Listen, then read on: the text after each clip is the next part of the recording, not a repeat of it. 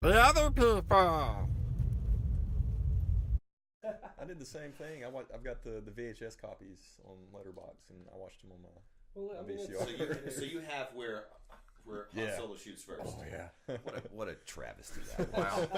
It really was. I mean, what are we so PC that we have to change one of the most iconic scenes Of in all iconic time. movies? yeah, yeah. Oh, sorry, George. It's your movie, or it was. You can do whatever you want. Yes. Pulp Fiction. That's another good one. Pulp Fiction, yeah. That is one of my favorites of all time. Yeah. There's a movie that changed the game Yeah. from a game-changing director. Yeah. I mean, and basically brought back to the top of the pop culture totem pole, John Travolta. Mm-hmm. Yeah, that was Just amazing. an incredibly rich artist. Yes, yes. And No. he did a superb job acting, John Travolta, in that movie. Superb job. Now, Oh, what would be your all's favorite specific scene from Pulp Fiction? If you had to pick one out, take one out. Which storyline?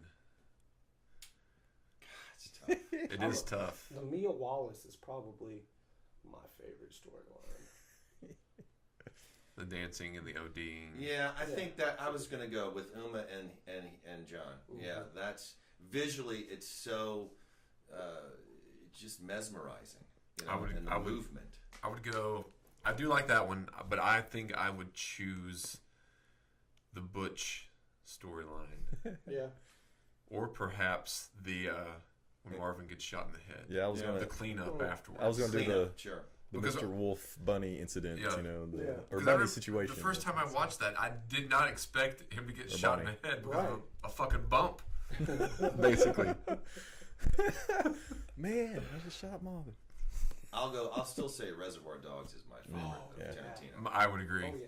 I would agree. That was a movie that, like Memento, the incredible Christopher McQuarrie script.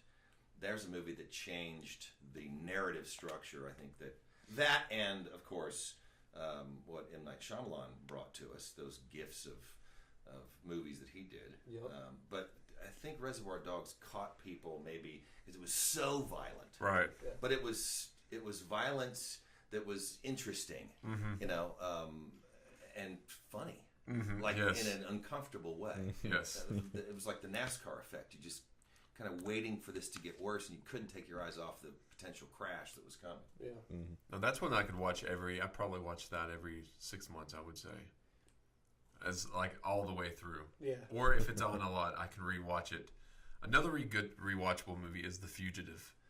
The Fugitive, yeah, God, I Danny haven't seen that in Roebuck. years. I think.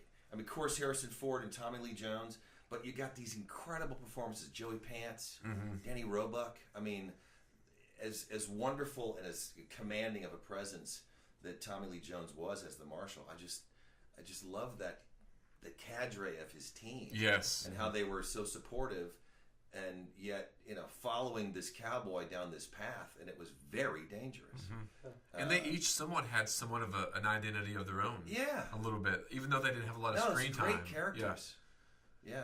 Because that's one, like, any time that and happens to Seal be on. Award, the magnificent Seal Award. Yes. Had a perfect little role. Yes. I mean, it was such a great. Do you think they'll ever try to remake that movie? Yeah. I mean, I think it's bound to happen. When I saw, was it last week that Eddie Murphy's going to do Coming to America? I thought I read. What? Yeah, which, I mean, to me, there's not many better pairings than Arsenio and Eddie doing their thing. But it's bound to happen because that was such a old TV show with the great David Jansen. I mean, that was an episodic show that ran for a while. So I think they could have a lot of fun with it. I mean, certainly U.S. Marshals was an attempt to kind of keep that going, but I don't know. I think we're in since pop culture drives so much of content and so much of America today, from a style standpoint and just a conversation standpoint. You see that it seems like we're in kind of an 80s cycle, where and Beverly Hills Cop is coming back. Eddie's about to take over the world again. But I think And he's got the triplets movie, if that ever happens. Oh yeah, I saw that too. It says it's in pre-production. I've always read. yeah, for eternity. Yeah. And Arnold's coming back with Linda Hamilton that will pick up as a sequel to Terminator 2. I read that. Yes, They're going to ignore Genesis. And they're going to ignore, which had some good work in it. I mean, it was a little bit, in an alternative universe almost. But I think we're in kind of an 80s cycle, right? Which means we're going to head towards a 90s cycle pretty soon. Which would be good. Yeah, Which would be good. That's been my favorite decade of cinema, I would have to say. Yep. And music. Although they cannot remake Very Bad Things. Have you seen Very Bad Things? Yes. Mhm. Yes. I mean, that's one of those that stains you. Yes. And it's real. I mean, Cameron Diaz, Favreau. I mean, there's some great performances. There really is. Daniel Stern, Daniel Stern. Oh yeah. Jeremy Piven. I think he's in Piven there. was wonderful. Yeah, I think Peter Berg. That was one of Peter Berg's best. I think so too. Yeah. And that's a movie that not many people that I've spoke to know about. Yeah. Mm-mm. So I purchased it on BMG used to have where you could buy one video and you could get like 6 for free Yeah. or something. Very Bad Things was one of the 6 that I purchased from like getting, my best friend's wedding, whatever the featured. You had to get the featured video, I Right. think. But Very Bad Things was one of those VHS that I purchased or got for free.